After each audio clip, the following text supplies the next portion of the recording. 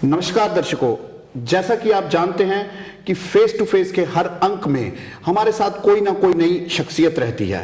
लेकिन पिछली बार भी और इस बार भी हम एक बड़े अहम मुद्दे को लेकर आपके सामने आए हैं। पिछली बार हमने आपको बताया था कि जम्मू कश्मीर पुलिस के जो डीजी हैं, डायरेक्टर जनरल ऑफ पुलिस जनाब शेषपाल वैद साहब, उनसे हम रूबरू हुए थे और उनसे हमने जम्मू कश्मीर पुलिस की वेलफेयर के बारे में पूछा था, क्योंकि जो जवान हमारी सुरक्षा करते हैं उनकी सुरक्षा किस तरीके से वो लोग करते हैं, तो उन्होंने बड़े अच्छे तरीके से बताया था। उसी तरह आज दर्शकों हमारे साथ मौजूद हैं special DG CRPF Shri SN Srivastava साहब, जो कि आज हमें रूबरू करवाएंगे कि किस तरीके से सीआरपीएफ जो है अपने जवानों को जो हमारी सुरक्षा में मुस्तैद हैं उनकी सुरक्षा किस प्रकार करते हैं, उनके वेलफेयर के लिए किस तरह करते हैं और उनके मोरल और उनकी सिक्योरिटी को किस तरीके से फुल प्रूफ बनाते हैं। जी एसएन श्रीवास्तव साहब, आपका हमारे स्टूडियो में स्वागत है। सबसे पहले श्रीवास्तव साहब, आपसे मैं ये जानना चाहूँगा कि आप दिल्ली पुलिस में बड़े अहम पदों पे रहे, अहम पदभार संभाले, आपको क्या फर्क लगा सीआरपीएफ में और दिल्ली पुलिस में? क्या क्या नए चैलेंजेस लगे, क्या क्या नए एक्टिविटीज लगी जिनको आप करें और जिससे हमारी सीआरपीएफ का नाम और रोशन हो? विजय जी, दिल्ली पुलिस एक सिटी पुलिस है जी, और एक बहुत ही कंपोजिट और यूनिफाइड पुलिस फोर्स है। उसके मुकाबले सीआरपीएफ एक बड़ी फोर्स है और काफ़ी डिस्पर्स्ड है। जैसा कि आप जानते हैं कि सीआरपीएफ पूरे देश में बिखरी हुई है, फैली हुई है, बिल्कुल फैली हुई है। और अगर फर्ज करें ये जम्मू और कश्मीर के बारे में, तो जम्मू और कश्मीर में कुल मिलाकर के 61 बटालियन जी यहाँ पे मुस्तैद है। तो यहाँ की जो लगभग होता है 61 बटालियंस में कितने लगभग जवान होंगे हमारे? हर एक बटालियन में करीब 1100 जवान होते हैं जी, जवान और ऑफिसर्स मिलाकर के करीब 1100 के करीब होते हैं जी। इसके अलावा जो हायर ऑफिसर्स हैं, जो जैसे हमारा ग्रुप सेंटर है, स्पेशल डीजी का ऑफिस है, आईजीज के हैं, डीआईजीज के हैं, ग्रुप सेंटर्स हैं, तो इस और भी स्पेशलिस्ट यूनिट्स हैं, वे भी हैं। तो काफ़ी डिस्पर्स्ड भी है और काफ़ी मात्रा में यहाँ पे मौजूद है। सर, ले आपको यहाँ ज्वाइन किए हुए लगभग 20 महीने हो गए हैं, तो इन 20 महीनों में हमने ये देखा है कि जो घाटी में, कश्मीर में काफ़ी ज़्यादा जो मिलिटेंसी है उनके इरादों को नस्ते नाबूद किया गया है। नस्ते नाबूद तो हम पहले से भी करते आ रहे हैं, लेकिन इतनी मात्रा में अभी तक नहीं हुआ था। ऐसा कोई रेवोल्यूशन, ऐसा कोई चमत्कार अभी तक नहीं हुआ था। तो क्या कारण है? क्योंकि सीआरपीएफ जो है वो शाना बिशाना बिल्कुल कंधे से कंधा मिला के जम्मू कश्मीर पुलिस के साथ फुल सपोर्ट करती है और आर्मी भी है। तो क्या ऐसे रेवोल्यूशंस आए जवानों में, उनके वेलफेयर में, कि ताकि उनका मोरल बूस्ट हुआ और आज इस तरीके के जो नतीजे हैं सामने आ रहे हैं और मिलिटेंसी आज हमें लगता है कि जड़ से नस्ते नाबूद हो रही है? मैं सबसे पहले ये बताना चाहता हूँ कि ये जो हमारा अच्छा काम हुआ है, काफ़ी सफलताएं मिली हैं जी, उनके साथ साथ दो चीज़ें और हैं जो हमारी और भी सिक्योरिटी फोर्सेस जैसे जम्मू और कश्मीर पुलिस, आर्मी और भी स्टेट गवर्नमेंट के जो विभाग हैं उनके साथ अच्छी सिनर्जी, अच्छी तालमेल रही जी। साथ में आपने ये भी देखा होगा कि इन 1.5 साल के करीब हो रहा है जब से अनरेस्ट हुआ था, उसके बाद मिलिटेंसी चल रहा है जी।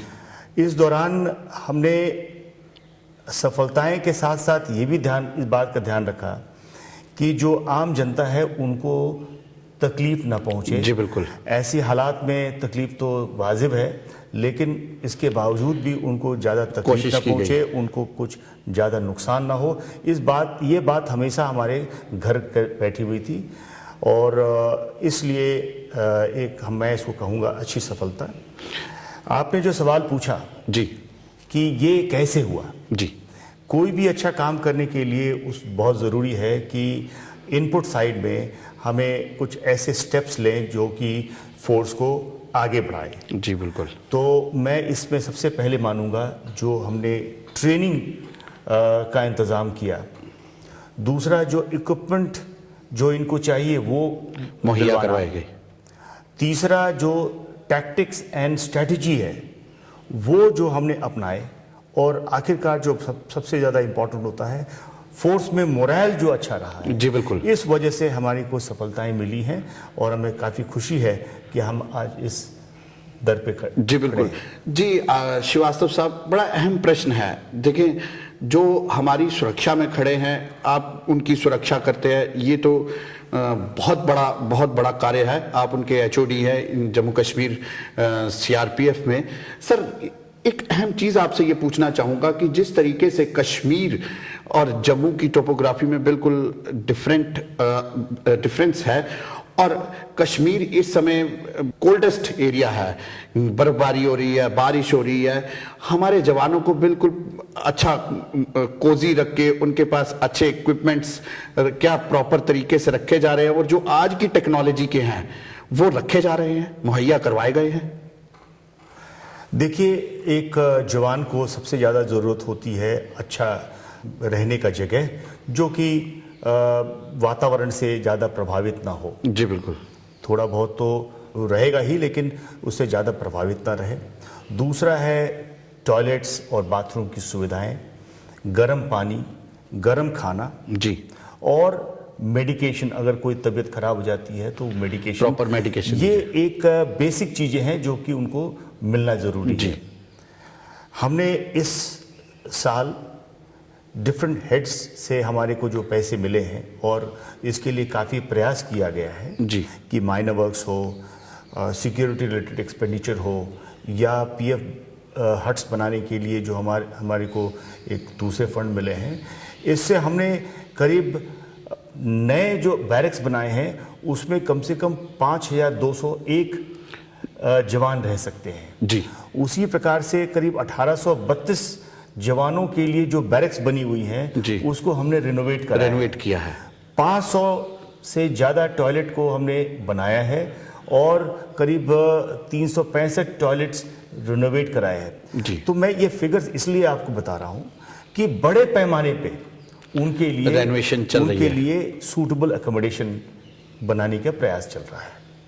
साथ में कश्मीर रीजन जो जम्मू और देश के बाकी हिस्सों से अलग है, वहाँ सर्दी ज़्यादा होती है, तो वहाँ प्रयास है कि ऐसे हट्स बनाए जाएं जो कि वातावरण के अनुसार अनुकूल हो, जहाँ पे ठंडक ना हो। फूड वार्मर का इंतज़ाम किया गया है, और सबको हिदायत भी दी गई है कि फूड वार्मर इस्तेमाल करें ताकि जवानों को गर्म खाना दिया जाए। हमाम, जिसमें गर्म पानी का इंतज़ाम होता है, जो अक्सर हम गीज़र कहते हैं, चूंकि ये बड़े पैमाने पे हो रहा है तो इसलिए हमाम कहा जाता है। बिल्कुल सही। उसको केरोसिन से भी गर्म कर सकते हैं पानी को, और बिजली से भी कर सकते हैं। उसी प्रकार से इनके लिए बुखारीज का इंतज़ाम किया ताकि कमरा गर्म रहे। तो इस प्रकार से प्रयास चल रहे हैं। जी सर, जो आज आप बता रहे हैं कि 5261 जवानों के लिए बैरक्स बनाए जा रहे हैं, क्योंकि ये लेटेस्ट अभी नया बनाया जा रहा है, तो क्या प्रॉपर तरीके से फुली इक्विप्ड जो आज उनको चाहिए, टीवी, फ्रिज, पानी, बिजली, ये प्रॉपर इन ये सब चीज़ें इसमें मुहैया हैं? बिल्कुल। जहाँ तक टीवी का सवाल है वो हम रिक्रिएशन रूम में रखते हैं जी, और पानी और बुखारी, जिससे वो जो बैरक्स होता है वो गर्म रहे, वो सारे का इंतजाम है। सर, एक और अहम प्रश्न आपसे पूछना चाहूंगा। प्रश्न बड़ा अटपटा सा मजेदार है, क्योंकि आज एक वो नीड बन चुका है। जैसे कि जवान जब फ्री होके अपनी बैरक में आता है या मेस में जाता है, तो वहाँ इंटरनेट का कोई प्रावधान है, क्योंकि उससे वो अपने वाईफाई के जरिए अपने फैमिली से भी जुड़ा रहता है और पूरी दुनिया से भी कनेक्टेड रहता है। क्योंकि आज जो युवा जवान है वो आज पढ़ा लिखा है, आज अच्छा ब्रेन वाला है, क्योंकि नेट का युग है, इंटरनेट का युग है। तो क्या वो वाईफाई का भी कहीं प्रावधान है? देखिए, आजकल तो सभी, जैसे आपने कहा है कि जवान पढ़े लिखे हैं, होशियार होते हैं, टेक सेवी भी है, और हर एक अपने पास सेल फोन रखते हैं, उसमें इंटरनेट भी रहता है, तो उसका इस्तेमाल करते हैं। और कहीं किसी जगह पे अगर कनेक्टिविटी की प्रॉब्लम होती है तो हम आगे बढ़ करके उसको दूर करते हैं। बहुत बड़ी बात है, क्योंकि जवानों के मेंटल लेवल को कंट्रोल करना बहुत बड़ी चीज़ है, और आज इंटरनेट ही एक ऐसा अहम चीज़ है जिससे वो कंट्रोल रह सकता है। हालांकि कई ऐसी चीज़ें उसमें हैं जो ड्रॉबैक्स भी है, लेकिन हर चीज़ का प्लस भी रहता है और माइनस भी रहता है। जी श्रीवास्तव साहब, एक और चीज़ अहम पूछना चाहूँगा कि जिस तरीके से हमारे जवान जो हैं इस समय, पहले कोई लगभग 8-10 साल पहले आर्मी के पास थी आरओपी, तो आज हमारी सीआरपीएफ के पास है आरओपी। तो वो जो जवान उस आरओपी पे जाते हैं उनके लिए प्रॉपर हाइजीनिक खाना जो उस माहौल के मुताबिक हो और प्लस वो गर्म रहे, तो क्या वो रहता है या उसके लिए भी कोई नई इक्विपमेंट्स लाए जा रहे हैं? देखिए, उनको खाना वातावरण के अनुसार से उपयुक्त खाना मिले जी, इसके बारे में हमारे जो डॉक्टर्स हैं उनको हिदायत दी गई है कि वे इंटरैक्ट करते रहें और ये सुनिश्चित करें कि खाना जगह के अनुसार से मिले जी। क्योंकि मैं इसके बारे में बहुत न जानूंगा, लेकिन डॉक्टर जानते हैं। उनका भी कहना है कि यहाँ पे फैट की आवश्यकता उतनी नहीं है जितना एनर्जी की बिल्कुल सही। तो उस प्रकार का खाना वो डॉक्टर्स इंश्योर करते हैं कि खाना वो मिले। दूसरा है गर्म खाना जी, तो इसके लिए ऐसे हॉट केसेस का भी इंतजाम किया गया है ताकि जो बाहर ड्यूटी पे है और उनको खाना पहुंचाना है तो हॉट केसेस में लेके जाएं।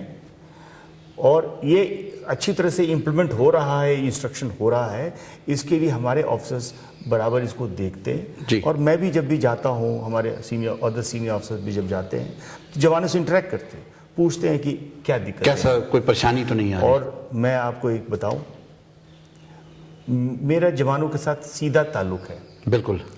मैंने एक व्हाट्सएप नंबर सभी को बताया है जिस पे आप कोई भी अपनी परेशानी है, प्रॉब्लम है, उसे आप व्हाट्सएप कर दें ताकि वो मुझे अगले दिन ही हमें मिल जाता है और उसको दूर कर दें। क्या सर आपने कोई जवानों के लिए दरबार का भी समय रखा है, मुलाकात का समय भी? चूँकि जवानों को यहाँ पे आने में चूँकि सिक्योरिटी कंसर्न्स हैं जी बिल्कुल, तो वो ऐसे आज जाएंगे, उससे सिक्योरिटी का प्रॉब्लम लैप्स हो गए। बिल्कुल। और मैं इसमें काफ़ी ओपन सा मेरा एटीट्यूड रहा है जी। खासकर जो कॉन्स्टेबलरी है जी, वो हमारे पास जब अगर आते हैं तो जाहिर है उनके पास बहुत ज़रूरी प्रॉब्लम होगी, तभी आएंगे जी। तो मैं किसी से मिलने से इनकार नहीं करता। और जैसा कि मैंने बताया है कि मैंने व्हाट्सएप दे रखा है जी, और वो अगर कोई प्रॉब्लम हो तो मेरे को व्हाट्सएप कर सकते हैं, निसंकोच कर सकते हैं। बिल्कुल सही, क्योंकि आज का युग जो है वो टेक्नोलॉजी का युग है। मिलने से ज़्यादा अच्छा है कि व्हाट्सएप पे उनका मैसेज कन्वे हो और जिस पे उनकी सुनवाई हो सके, जो प्रॉपर सुनवाई के काबिल है उसकी आप सुनवाई भी करते हैं। जी श्रीवास्तव साहब, एक और अहम चीज़ आपसे ये पूछना चाहता हूँ कि जिस तरीके से हमारे जवान जो है, चाहे वो कश्मीर में है, चाहे वो दूर दराज के इलाके में है, अगर वो मार्टियर होता है तो लगभग कितना पैसा उसके घर वालों को मिलता है, और पैसे के साथ साथ क्या अगर उसके बच्चा उस काबिल हो तो कितनी आज तक 2017 में लगभग जवानों के बच्चों को नौकरियां दी गई हैं? देखिए, आज अगर कोई मार्टर होता है, हम चाहते हैं कि ऐसा कोई ना हो ही ना। बिल्कुल सही, बिल्कुल सही। लेकिन अगर ऐसा हो जाता है, देश के लिए अगर वो बलिदान दे देता है, तो ऐसे हालत में कम से कम उसे 70 से 80 लाख तक उसे जरूर मिलता है, परिवार वाले लगभग 70 से 80 लाख तक मिलता है। इसके अलावा कुछ और भी प्रावधान है, जैसे किसी इलेक्शन ड्यूटी में गया है जी, तो इलेक्शन कमीशन ऑफ इंडिया उसे 20 लाख और देती है, उसके अलावा 20 लाख और दिया जाता है। तो ये तो मिलता ही है, उसके फैमिली मेम्बर्स को मिलता है। इसके अलावा ये भी है कि जो मार्टर होता है, जो कि इन एक्शन जिसकी डेथ हुई होती है जी, उसे लास्ट पे जो ड्रॉन है वो उसका पेंशन बन जाता है जी, तो उतना उसको मिलता है, उसको बेनिफिट मिलता है।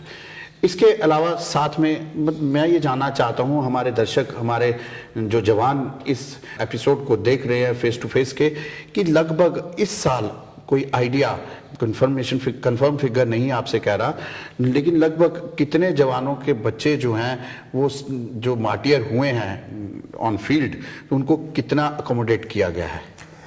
जो आप कंपैशनेट अपॉइंटमेंट की बात करते जी। हैं, जब भी कोई फादर या मदर की डेथ हो जाती है तो बच्चों को, जी, वो मार्टर हो या वैसे भी नेचुरल कॉजेज से भी जिसकी डेथ हुई होती है, जी, तो उसमें भी हम उस बात का ध्यान रखते हैं अकोमोडेट करते कि हैं उसे कंपैशनेट अपॉइंटमेंट मिल सके।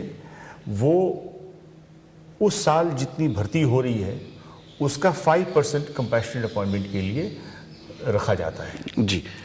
और जब भी ऐसे डिजीज्ड पर्सनल, सीआरपीएफ पर्सनल के जो वार्ड्स होते हैं, जो एलिजिबल होते हैं, इसके लिए वो अप्लाई कर सकते हैं। वो क्राइटेरिया जो फुलफिल कर देते, तो अगर मान लीजिए आज बच्चा एलिजिबल नहीं है लेकिन 5 साल के बाद एलिजिबल होता है, तो उस समय वो अप्लाई कर सकता है।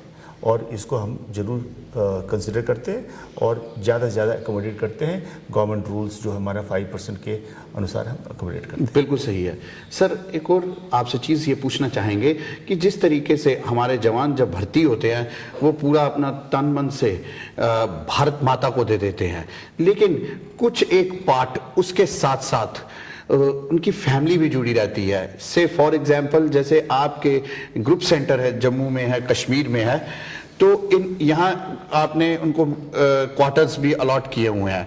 उनमें उनकी सुरक्षा के लिए किसी तरह की कोई बीमारी ना हो, रंग रोगन अच्छा हो, गर्म पानी हो, बिजली हो, कोई आगे पीछे कोई ऐसा गंदगी ना हो जिससे कोई बीमारी फैले, तो उसके लिए प्रॉपर तरीके से क्या सही प्रावधान हैं जिससे आप सेटिस्फाइड हैं? देखिए, ज़्यादातर जो फैमिली क्वार्टर्स होती हैं जी, वो ग्रुप सेंटर्स में बने होते हैं। जी। एक ग्रुप सेंटर ऐसा एरिया होता है जिसमें करीब 150 से 200 एकड़ का एरिया होता है और उसमें 700-800 क्वार्टर्स उसमें होते हैं और फैमिलीज वहाँ पे सुरक्षित तरीके से रह सकते हैं। भले ही जो अर्निंग मेंबर है, जो सीआरपीएफ पर्सनल है, वो काम करता होगा छत्तीसगढ़ में, जी, लेकिन वो उसने यहाँ क्वार्टर ली हुए, जी, तो फैमिली सुरक्षित है। यही मेरा मेन अहम प्रश्न है, क्योंकि वो भारत माता की सुरक्षा में है, तो लेकिन उसकी फैमिली जो है वो उसकी सुरक्षा आपका एक दायित्व बनता है, तो वो प्रॉपर तरीके से उसकी सुरक्षा है वहाँ, क्योंकि आजकल नए नए ऐसे डिजीज आ गए हैं जिससे काफ़ी परेशानियां हो रही हैं और बड़े जानलेवा हैं। तो उन डिजीज से निपटने के लिए सीआरपीएफ ने पूरा प्रॉपर सिक्योरिटी रख रखी है।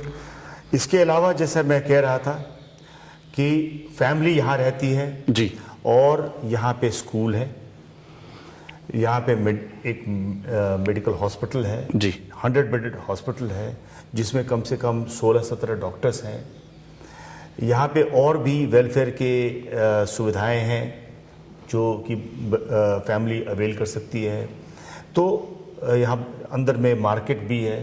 तो ये जो कैंपस है जो बेसिक सुविधाएं, हाँ, सेल्फ कंटेन्ड है, बिल्कुल ठीक है। और जो लेडी वाइव्स हैं जी, उनको भी एंगेज रखने के लिए अगर मान लीजिए उनके पास इतना समय है तो वेलफेयर एक्टिविटीज में जुड़ सकती हैं और कुछ पैसे भी कमा सकती हैं। बहुत बढ़िया बात है, बहुत बढ़िया बात है सर। इसी से जुड़ा हुआ बिल्कुल एक और प्रश्न है कि इनके मेंटल लेवल को प्रॉपर रखने के लिए हमारे जवानों को क्या क्या सुविधाएं जो हैं बैरक में मुहैया करवाई जाती हैं, स्पोर्ट्स एक्टिविटीज़ और कई ऐसी एक्टिविटीज़, वो क्या क्या करवाई जाती हैं? एक तो सबसे ज़्यादा बल दी जाती है फिजिकल फिटनेस पे। जी, अगर शरीर फिट है तो मन भी फिट है, तो इसके लिए मॉर्निंग पीटी एक्सरसाइजेस कंपलसरी है जी। और कई जगह पे मुश्किल होता है क्योंकि जैसे कश्मीर में जबकि बर्फबारी हो जाती है तो वो जगह नहीं होता, तो वो डिफ़िकल्टीज तो होते ही हैं, लेकिन कोशिश होती है कि वो मॉर्निंग एक्सरसाइज जरूर करें। खाना अच्छा होता है, रिक्रिएशन हॉल होता है जहाँ पे सभी आकर के जो जिनके पास उस समय है शाम के वक्त में तो जाकर के वहाँ पे टीवी वगैरह देख सकते हैं, इंडोर गेम्स भी खेल सकते हैं, आउटडोर गेम्स खेलने के लिए भी सारी सुविधाएं हैं। तो इस और सबसे ज़्यादा मैं जो मानता हूँ जो ऑफिसर्स के साथ इनका कंटैक्ट है जी, बराबर सस्टेन्ड कंटैक्ट अगर जब अच्छा रहता है तो किसी प्रकार की पारिवारिक और उलझनें जो होती हैं उससे आदमी निकल जाता है। सर, अब बिल्कुल ठीक कहा आपने कि जैसे आपने कहा कि कश्मीर का जो टोपोग्राफी है, सर्दी का मौसम रहता है तो कई बार दुविधाएं आती हैं कि जो सुबह की पीटी का वो रहता है, तो आजकल थोड़ा मॉडर्नाइजेशन हुआ है, तो हेल्थ क्लब जैसे फॉर एग्जांपल जिम्स वगैरह बैरक में कुछ ऐसी मुहैया करवाई जाए जिससे, क्योंकि आज अहम मुद्दा ही फिजिकल फिटनेस का है, तो वो क्या ऐसी कुछ नई चीजें लाई जा रही हैं? बिल्कुल, जिम्स होते हैं जी, और एक और जो चीज़ है जो पहले से डेवलप है जी, जो हमारे पुराने समय से ये ट्राइड एंड टेस्टेड है, इसको सर्किट पीटी कहते हैं जी। इसके लिए बहुत बड़ा एरिया नहीं होता, जितना बड़ा ये हॉल है इतने बड़े हॉल में ही उसमें सारे एक गैजेट्स होती हैं सारी, उसमें जैसे अगर किसी को चिनअप करना है, पुशअप करना है, वो सारी चीज़ें होती हैं, तो 20 से 25 मिनट में आदमी, मतलब इंडोर फिजिकल एक्टिविटीज रहती है, आउटडोर ही है, आउटडोर ही है, कम से कम उस एरिया को क्लियर रखा जा सकता है जी, और उसमें एक्सरसाइज की जा सकती है जी। बिल्कुल ठीक है सर। समय की नज़ाकत को देखते हुए एक अहम और आखिरी प्रश्न आपसे ये पूछना चाहता हूं कि आपको लगभग 20 महीने हो गए सीआरपीएफ की जम्मू कश्मीर की स्पेशल डीजी की कमान को संभाले हुए, छोटे शब्दों में ये मैं पूछना चाहूंगा कि क्या क्या एक्टिविटीज आपने कर चुके हैं और क्या आपके जहन में है, क्योंकि आप एक विजनरी आदमी हैं, कि ये चीजें होनी चाहिए, अभी नहीं हो पाई और मैं इसको करूं? देखिए, जो मैंने अकोमोडेशन की बात कही है तो वो अकोमोडेशन इन प्रोग्रेस है जी, सारी चीज़ें अवेलेबल है, हमें उसे कंप्लीट करना है जी। दूसरा है एक और डायरेक्शन है जिसमें हमने काफ़ी अच्छी आगे बढ़ चुके हैं, वो है किस प्रकार से एक जवान जब ड्यूटी पे जाता है तो अपने को किस प्रकार से सुरक्षित रह सके, जी, गाड़ी में सुरक्षित रहे, और अगर मान लीजिए ओपन है तो भी सुरक्षित रहे, अगर गोली चल भी गई तो भी उसके वाइटल पार्ट्स उसके सुरक्षित हों। बुलेट प्रूफ जैकेट्स की बात कर रहा हूँ, बुलेट प्रूफ गाड़ियाँ की बात कर रहा हूँ, इस दिशा में काफ़ी काम हो रहा है। ठंडे एरियाज में किस प्रकार से उसको वो रहे उसके पास, तो वो तो हमने हासिल किया ही है जी।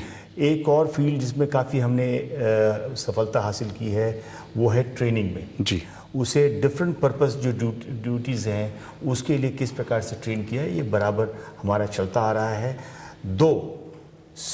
चूँकि ये कश्मीर में और भी हमारे डाइवर्जन्स होती हैं, ऐसी ड्यूटियाँ होती हैं, तो कभी कदार हो सकता है कि साल के 2-3 महीने कभी ट्रेनिंग नहीं कर पाए, जैसे अमरनाथ यात्रा के दौरान भी ट्रेनिंग हमें सस्पेंड करना पड़ा, एक्सट्रीम विंटर में हमें कश्मीर में ट्रेनिंग सस्पेंड करना पड़ता है, तो उसमें कहीं रह जाता है, लेकिन ये हमने एक अच्छी इसमें सफलता हासिल किया है। सर, करना इंसान सब कुछ चाहता है, लेकिन प्रैक्टिकली ग्राउंड रियलिटीज पे पूरा नहीं हो पाता।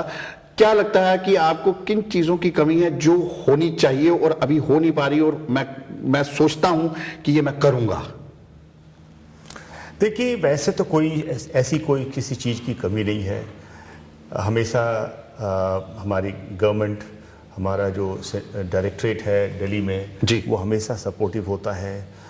बस हमें अपनी सोचना है, विजन के अनुसार से काम करना है। सब चीज़ें एक साथ नहीं हो जाती हैं, समय लगता है, लेकिन उसे सबसे बड़ी इम्पॉर्टेंट चीज़ होती है कि उसको कंसेप्चुअलाइज करना जी, और उसको अच्छी तरह से प्लान करना और सभी को साथ लेकर के आगे बढ़ना।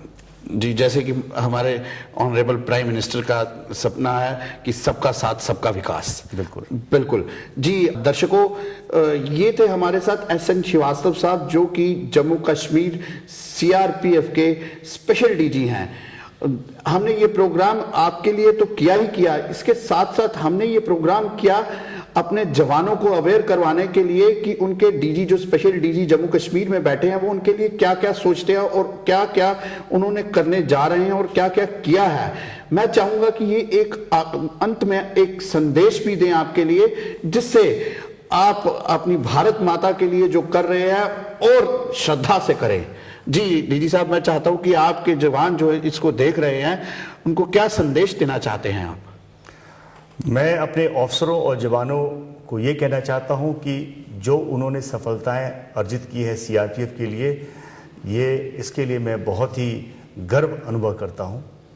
और मेरी हमेशा इच्छा रहती है कि मैं किस प्रकार से आपको वो सारी चीज़ें सुविधाएं दे सकूं ताकि आप अच्छा काम कर सकें, अपने परिवार को अच्छी तरह ध्यान रख सकें और आप जीवन में जो भी कुछ करना चाहते हैं उसमें आगे बढ़ सकें। जी, बहुत बहुत धन्यवाद श्रीवास्तव साहब।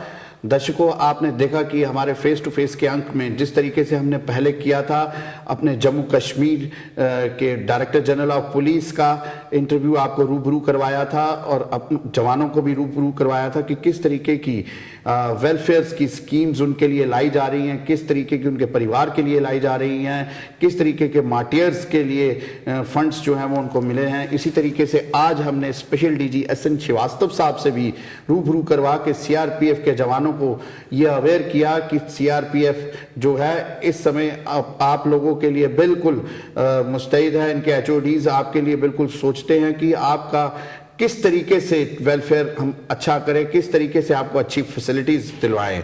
इसी के साथ आपसे विदाई लेंगे। धन्यवाद दर्शकों और हमारे जवानों। भारत माता की जय।